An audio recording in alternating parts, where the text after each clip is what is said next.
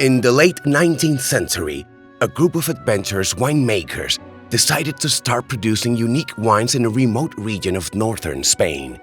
At that time, they didn't know they would be the founders of one of the top wine regions in our world, Rioja. They established themselves in the little town of Aro, all together surrounding what would become the key of their worldwide expansion, the train station. Now, more than 100 years later, the train from Aro finally comes to New York.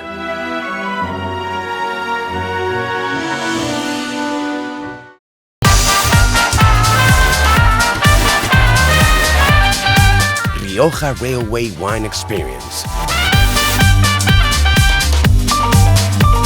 Masterclasses by the legendary master of wine, Pedro Ballesteros. And of course, the best pairings. Experience the birth of a centenary wine region. Discover the untold story of Rioja.